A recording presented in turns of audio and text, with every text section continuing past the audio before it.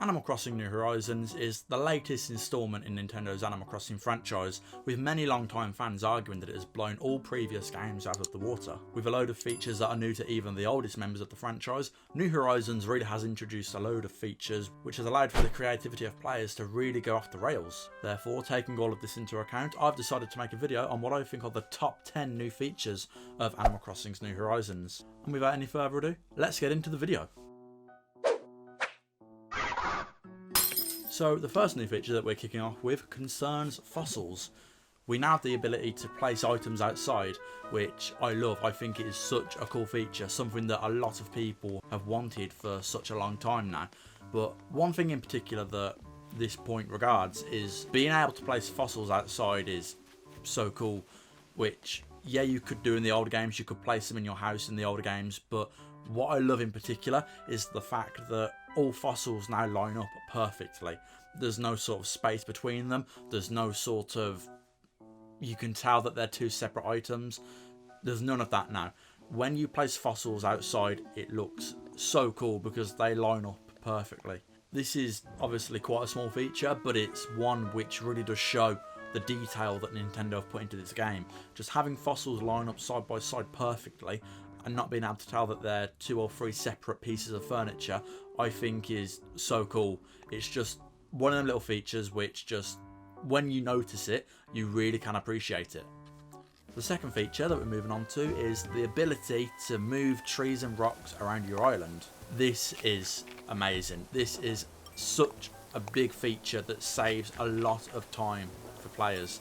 If New Horizons is your first game, then you really don't know how lucky you are, because in the older games, if you wanted to move your island around, you had to cut down trees, dig up the tree stumps, and then plant new trees and wait for them to grow. Whereas now, this is not the case. If you eat fruit in New Horizons, it will give you what I like to call super strength. So if you eat fruit, you give yourself the ability to dig up a full tree and move it somewhere else and then replant it. Or if you don't like where your rocks are, you can eat fruit and smash the rock, and then it will reappear in a new place the following day. I think this is such a cool feature.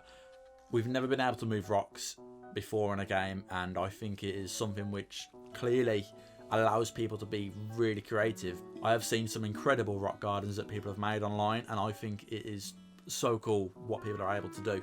It makes gathering materials from rocks just so much more efficient because all of the rocks are in the same place, and it really does open a lot of doors in the way of creativity. Overall, I love this feature. I think it saves so much time. It saves what used to be a really tedious process. So yeah, I really like this. The third new addition, which I love about New Horizons, is Meteor Showers, Star Fragments, and the introduction of the Zodiac line. Meteor Showers has always been a part of the Animal Crossing franchise, but there's never really been significance to it. There's never really been a why. What are they there for? It's just, it looks nice, really. If you look up to the sky and press A whilst there's a shooting star, your player will cast a wish. This will result in a star fragment being washed upon your beach the following morning. These star fragments can be used to craft items from the Zodiac line. The Zodiac line is a new line of both furniture and items that the player can obtain by talking to Celeste. Blava's sister Celeste has indeed returned to New Horizons, and she is the bearer of the Zodiac line DIYs. If you're lucky enough to find her and you talk to her, she'll give you the DIYs for the Zodiac line. This has resulted in players going crazy over certain items such as the Crescent Moon chair and the Nova Light. Meteor Showers are one of my favourite features of New Horizons. I just think it's such a creative idea and such a niche line that people can obtain, and the furniture looks so cool as well. The museum is something which a lot of players take a lot of pride in when they end up completing it, because it is indeed a very hard task to achieve. However, in the old games, the museum was never really given a lot of attention to. It was very much so there just to house all the bugs, creatures and fossils that you found. Whereas now, in New Horizons, I personally think the museum really has come a long way. This takes us into our fourth feature, which is the amount of detail and attention that Nintendo have put into the museum. I think it really does deserve a place on this list. It is incredible, really. I love completing the museum. I love catching bugs, fish, finding fossils. It's something which I strive to achieve as quick as I can. So seeing that Nintendo really have pumped a lot of detail into the museum really does make me happy. When you first unlock the museum, you'll see that all the tanks are empty. There's not a lot in the tanks, obviously, because there's no bugs or fish in there. And as you begin to donate more bugs and fish, you will see that more items and more atmosphere is being added to the museum. I love this feature so much. It's like it keeps on motivating the player to just donate, and it's almost like a reward for donating. All these small features that are being added in by the game really do motivate the player to donate as much as they can. Players really are encouraged to donate it to the museum, because the museum really does come to life when you've donated a certain amount of bugs, fish and fossils. I love it. I think it's so cool.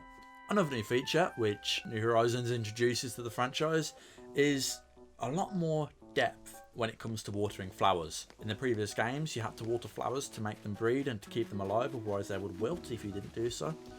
Whereas now, flowers do not wilt in New Horizons, which is something which I'm not too happy about. But at the expense of that, New Horizons has added a new feature which I love. The fifth new feature which I love about New Horizons is the fact that if visitors water your flowers, the odds of breeding can increase dramatically. If you water your flowers by yourself and no one else does it for you, there's only a 5% chance of a new flower spawning next to each flower that's watered. Whereas if you have up to 5 people water your flowers, these odds can dramatically go up to 80%. I've done it many times, so I've had 5 people or more water my flowers, and it really does help out with breeding. You wake up the following morning and there's just so many new flowers around your island. It's incredible, really. If you have at least 5 people water your flowers, instead of sparkling silver, the flowers will then sparkle gold instead. It's just a little nifty thing which I think is really cool. It's kind of like a well done for getting that many people water your flowers, and it's just something cool that you're really appreciative of if you do have it in your game. It's so cool. The next feature which I love about New Horizons is relocation. Relocation is something new to the franchise, which is massive. Again, if you're new to New Horizons, you don't know how lucky you are, because in the older games, if you didn't like where the Able Sisters was, or you didn't like where Nook's Cranny was, tough. They had to stay there and they weren't moving whatsoever. So relocation is something which is new to everybody, and I think it's so cool. Being able to move certain services which we've never been able to move before, it's just unheard of, and it's such a cool feature. I think I've moved my shop about 5 or 6 times now, because I'm just that indecisive about where it should go, and it just allows for a lot more creativity.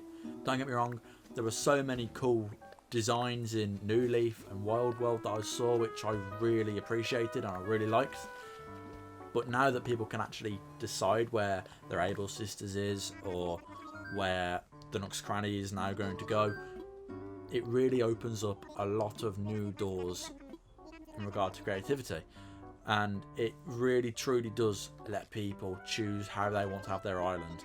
Relocation, I think, is a brilliant thing. It's just annoying that it's 50k per house or 50k per building. It is annoying, but with the amount of money that some players have access to at the moment, it is no skin off their nose whatsoever. So we're nearly on to the final point. There's a few more to go. I'm going to enjoy doing this one because this is my favourite feature. It's a small one, but one of the biggest ones in my opinion. Weather. Weather is something which has been a massive part of Animal Crossing. Having real life weather cycles is something which makes the game really realistic. If you can make a game about playing with animals realistic. The weather effects really have come a long way in New Horizons, and I think Nintendo has pumped an incredible amount of detail and thought into this. For example, when it's raining, the clothes that you're wearing and the clothes that other villagers are wearing go a shade darker to indicate dampness, to indicate the fact that they are wet from the rain, which is something small, but when you realise it, you really begin to appreciate it. And when it's windy as well, certain items of furniture will blow in the wind. For example, the clothesline. When you're stood by the clothesline and it's windy, you can see the clothes on it rattling about, looking like they're going to fly off somewhere. The flowers and the trees, they all blow in the wind, which I think looks so cool. It adds a bit of character to the gameplay. It adds a bit more depth to it, really. It shows that Nintendo really do care about it, and they really are serious about this. It's not just a weather layover and then nothing else gets affected by it. Depending on the weather, everything gets affected by it. I love it so much. My favourite weather feature though has to be thunder and lightning. I was fishing with my girlfriend the other night. We was looking to try and catch her a coelacanth as she's not long started, and fishing in a heavy thunderstorm was magical. It was just so cool watching the thunder. The island just lit up bright yellow. It was so cool. But the weather really is something which I love. It's just so cool. One thing that I would love to see them add in regard to the weather, have little puddles be left behind after it's rained, and then potentially certain bugs or something spawn in them puddles, and that's like an exclusive way to get them. I don't know. Let me know what you think down below. Another cool thing about the weather, which I forgot to add, is the fact that once you've unlocked the town hall and you load up the game in the morning and Isabelle is there to give you the briefing, which contains a lot of news, obviously, if you look behind her, just to the right of her, and you can tell what the weather is by looking through the window. It's another small feature which I think is so cool to be in the game, because it really does show how much detail they're putting into it, and it's just so wholesome. The final feature of New Horizons, which I love, is one that I know that a lot of you are gonna give me a lot of grief for, and I don't blame you in the slightest. New Horizons has added 2 new characters into Animal Crossing, them being Flick and CJ. Flick is a really cool looking red chameleon, and CJ is a beaver. These pair are pretty sick, to be fair. I think they look really cool. Flick looks badass as hell. He looks so good. But the point of these is that they can buy both fish and bugs for an extra 50% of their original value, as opposed to selling them to Tom Nook, for example.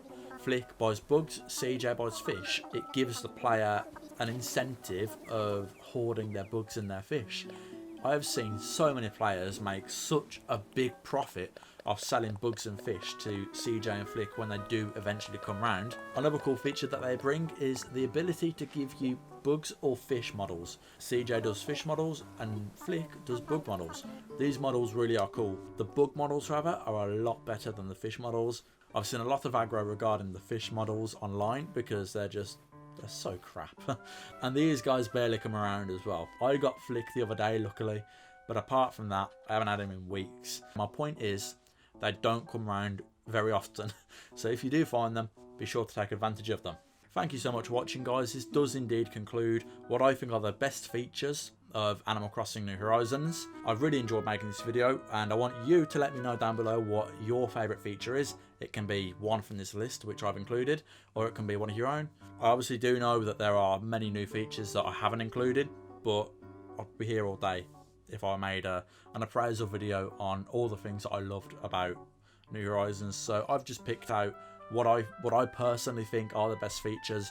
Let me know down below what your features are, what your favourite features are. And yeah, thank you so much for watching, guys. Please do subscribe and like if you've enjoyed this video. It does show your support, and also don't forget to follow me on social media. The links are down below in the description and they're up there as well. Thank you so much for watching, guys, and I'll see you in the next video.